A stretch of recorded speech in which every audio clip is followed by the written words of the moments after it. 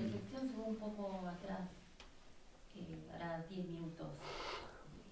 Yo siento que Dios, como sacrificio para acceder a ese estado, me pide a mis hijos y me pide todo lo que yo quiero, me pide todos mis deseos. Todo lo que yo deseo, Él me lo pide a cambio. En contraposición, siento que si yo llegara a ese estado, bueno, ya no tendría más deseos de aquello que deseo. Sí. Y eso me genera un miedo. Ajá. Un miedo y una traba, ¿no? Porque si yo durante el día tengo que hacer la comida, la ropa de los chicos, el lavarropas, colgar la ropa, trabajar, manejar, ¿cuándo voy a encontrar el momento? A la noche lo puedo encontrar, a la mañana, muy temprano, a la noche. Pero veo todos esos deseos como impedimentos para llegar ahí. ¿Los vivo así? Sí, sí, de hecho lo son. Lo son. Y lo son no porque Dios quiera arrebatarte nada, sino porque indican una no comprensión de la realidad. Indican una enajenación. La naturaleza de este mundo, esta mañana hablábamos de este mundo en el que están los hijos, ¿no? Como simplemente un estado de los tres que tiene la mente, el estado de vigilia. Yo, por ejemplo, imagínate que yo tengo un sueño en la noche en el que tengo hijos, a los que amo profundamente, a los que cuido, a los que les lavo la ropa, me los llevo al parque, los disfruto. Me levanto por la mañana. Desde la perspectiva que inmediatamente adquiero de una mayor realidad al despertarme, puede ser que yo diga, que me deje como un aroma, ¿no? Que yo diga, qué hermoso, qué bonito sueño tuve. Pero a mí no se me ocurre volver al sueño, a aferrarme a esos niños y a no dejarlos escapar. Porque me parecería absurdo por completo. ¿Qué pasa? Que no me parece absurdo ahora hacer eso en el estado de vigilia porque no tengo un punto de mayor realidad desde el que poder identificar lo absurdo de ese aferramiento o de ese deseo por imágenes cambiantes. Entonces digo esto, pero lo estoy diciendo aquí, en el estado de vigilia, donde estas cosas parecen reales para mí. Es como estar viendo una proyección que se mueve, que pasa ante mis ojos continuamente, porque eso es en última instancia esta vida, el estado de vigilia. Está pasando ante mis ojos una proyección completamente envolvente en 3D. Yo no me muevo, yo soy el testigo completamente inmóvil, el ser consciente que lo observa todo, y porque lo observa sucede. Imagínate que yo estoy viendo una película en la que aparece un personaje que me encanta, y yo pretendo aferrarme a él. No, que no pase, que no salga de pantalla, que no haga mutis. ¿Cómo de absurdo es eso? Y además, si yo lo hiciera, imagínate que lo puedo hacer, imagínate que tengo aquí un personaje de película, que digo, este personaje lo quiero para mí. Y me acerco a la pantalla a agarrarlo. ¿Qué agarro? Agarro pantalla. ¿Y dónde está la imagen? Imagínate que hago aquí y arranco este trozo. ¿Qué me llevo? Me llevo la pantalla, la causa material de este universo, la conciencia. Esas imágenes están hechas de conciencia. ¿Te das cuenta? Ese es el conocimiento profundo, metafísico y teórico de lo que es la realidad, y esto no es negociable. Tú no puedes decidir qué es real y qué no, afortunadamente. Ahora, fíjate si es amoroso Dios.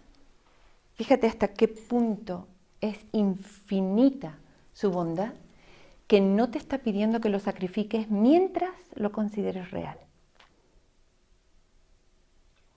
No se lo pide a nadie eso. A nadie le dice, tú que consideras real este ídolo, dámelo para probarme tu amor. Esa es la visión que no entiende a Dios. No, lo que te propone es un plan para despertar mientras vives tu sueño. Acompañarte mientras sueñes e irte haciendo ver la insubstancialidad de tu vida, lo impermanente, lo angustioso que es ver cómo esas imágenes van desapareciendo de tu vista sin que las puedas aferrar. Yo tengo hijos mayores, ya, hombres y mujeres, y veo esas fotos en las que aparecen con 2, 3 años, cuando estaban en mi falda, cuando yo podía acunarlos, cuando parecía que eran míos, ya no están ahí. Se han ido igualmente.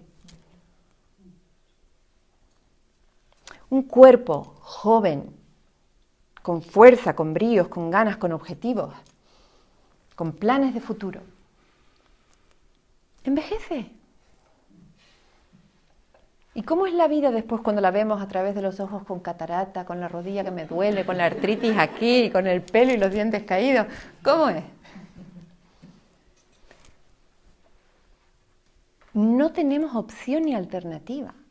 Nos podemos resistir, podemos decir, no, yo me quiero aferrar al mundo del ego porque en el mundo del ego están mis hijos, como si yo los pudiera conservar en formol. No puedo. Son realidades cambiantes. Se van a ir igualmente. ¿Veis lo inteligente que es decir, vale, puesto que estoy en un mundo en el que las cosas son así, yo quiero comprender profundamente este mundo para alcanzar el conocimiento de quién soy yo y buscar algo en mi experiencia que sea absolutamente imperdible? Un sueño feliz. Primero un sueño feliz, sí. Esa misma pregunta denota el miedo. Un sueño feliz es, voy a poder tener a mis hijos.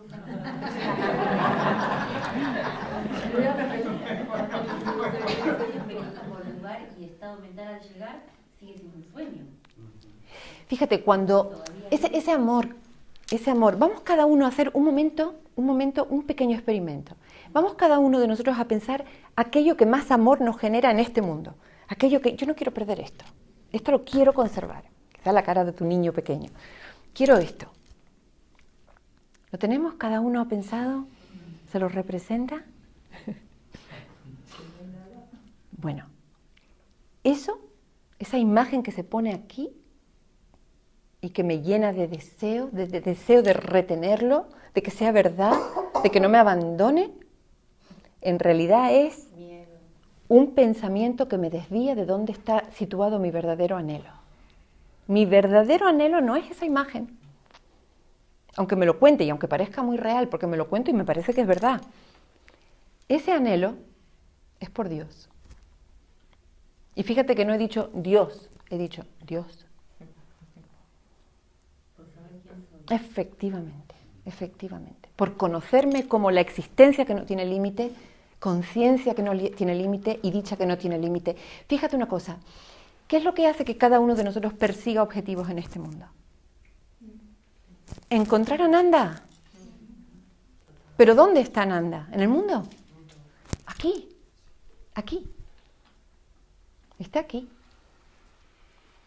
Entonces, no es el necio, el ignorante, el que se aferra a objetos que van a desaparecer, que se van a esfumar en la nada de la que vinieron, declarando que me niego a experimentar Ananda si no logro retener esta figura cambiante en la pantalla. ¿Te das cuenta? Vale.